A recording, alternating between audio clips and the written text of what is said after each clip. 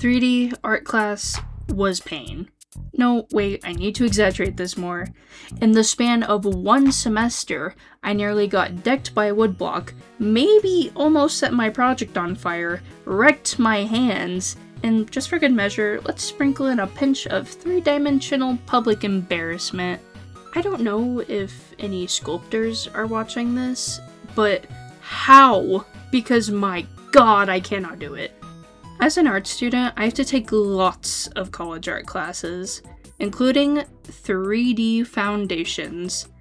Now, my dumb butt thought that in 3D foundations, we'd learn 3D software, especially considering how huge programs like Blender are. But nope, it's all physical! If my sculpture can't have a very tiny chance of causing my death, then I don't want it. And, you know, the sculptures I made definitely don't qualify as weapons. So, let's look at my 5, art pieces. I don't have much to say about this one, other than it was probably my favorite, and by that I mean least painful.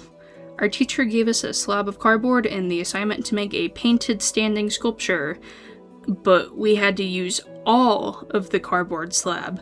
Nothing more, nothing less. So, of course, when I was done, I had extra cardboard I was supposed to use, but nowhere to really put it. So, I just, you know, put it inside the sculpture, and no one knew. No one will ever know. It was also the one project where I wasn't given a super vague shopping list and forced to wander around Home Depot looking for stuff like wheat paste?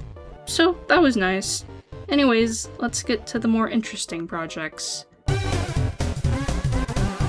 Guess what? I have a disclaimer.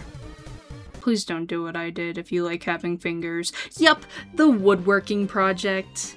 The day the teacher did her power tools safety lecture, I was not there. But I did make it to the next class when we actually started the project. Oh boy, I wonder what the new project is, dear god, the saws are on. I don't think my teacher knew I missed the safety demonstration, because when I asked her for help, she kinda just showed me how to turn on the buzzsaw, like,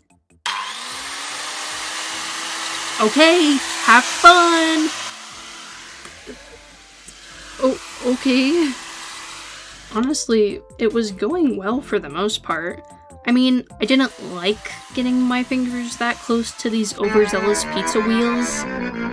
But like, what was I gonna do? Not do the project? You good? Yeah. I didn't use the buzzsaws again. That said, I did try to use a drill to connect my pieces with screws, but I think my wood was a little too tough or something because I couldn't get them to drill through, and then I started smelling burning. Don't worry, I know exactly what to do.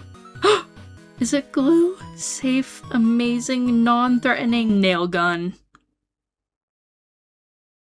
I don't know why she thought giving me a nail gun was a good idea at that point, though I guess stapling my fingers together would be better than me discovering fire in art class. Anyways, here's the project. It was supposed to be a wooden self-portrait, but we weren't allowed to carve it. Only cutting, which I didn't want to do, so mine is very blocky, abstract. So how is this a self-portrait? I don't know, it's red. I like the color red. This one was the bane of my existence. It was painful, it was time-consuming, it was messy, and the stupidest thing I have ever made. The wire mesh project. So, for this project, she told us to choose a small object that we wanted to make a larger version of for our sculpture. I've never worked with wire before and didn't consider its limitations, so I picked up a random paperclip and thought, good enough. And let me tell you, wire mesh does not bend like a paperclip. You make the tube part, easy enough. But the tube does not like to curve. I had to make 10 different tubes of wire and then use zip ties to Frankenstein them together. And because I had to cut it so much, it was basically barbed wire at this point. Okay, I did it. I'm done. Great. Now you're gonna paper mache it. And when you're done with that, you can pick a material to glue to the surface. Oh, freaking, you have to glue stuff to the surface, stupid freaking paper clip. Honestly, sticking newspaper to it was not that bad, just super repetitive. Especially when your surface is basically barbed wire. Also, the wheat paste that adheres it felt like snot. She then ran out of wheat paste, so I had to use wood glue mixed with water. My fingers were yellow for like a week. Like, jaundice yellow. Anyways, you can see the newspaper and wire mesh here. I mean, it's hard to tell in this photo, but it was a lot sharper than it looks. It's very deceiving. I decided to glue cotton balls as my surface material because my hands were begging for mercy at this point. Also a mistake. I had to individually hot glue 600 cotton balls to this stupid paperclip, and it is so cursed. Just walking around campus with this thing, I don't think I had the true art student experience until I was shuffling through public pretending I didn't have a giant cotton ball paperclip smothering me.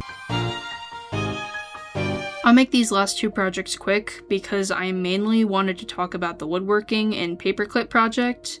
This project was a soft sculpture, basically sewing a bunch of pillows, stuffing them, and then sewing them together to make... She wanted us to make a sculpture that represents an adverb. Steadily. Because it's steadily holding itself up. Yeah, I definitely planned that and read the instructions before making it. This one was mostly just time-consuming to sew and included lots of poking myself. I didn't even know how to sew either. In class she was like, okay, here's some YouTube videos you can watch about it. Good luck. And so I think I did it right. It didn't fall apart. She also had us paint them, which made me a little sad. Before it was weird, but soft and huggable. The paint just made it weird and crusty. My last project was a wearable piece of art. We had free reign on what to make, but it had to be an outfit of some kind. I chose CDs because my dad had CDs and I didn't want to spend money. So I made a disco ball type outfit by drilling holes in them and attaching it with string. But it also has a weird pattern where I flipped some of the... Oh, is that Kung Fu Panda? I'm not gonna show a photo of me wearing it because I don't want to, but you can use your imagination. It's got a little crown, this shirt thing. I made a skirt by attaching them to a belt, and then ankle things. So, yeah. Honestly, I'm just really glad to be done with this class. I have such a love-hate relationship with it. It drove me absolutely insane, and the projects had me working for hours on end, but it makes me laugh. With all that hunching over, I'm just surprised I can even still sit up straight. Oh, nope. No, I can't. Also, turns out I am not alone in these feelings. Every time I ask a classmate, oh, hey, did you have to take 3D foundations? You can see the pain in their eyes. Every time. But in a way, my 3D art will always hold a special place in my heart. And in a landfill somewhere.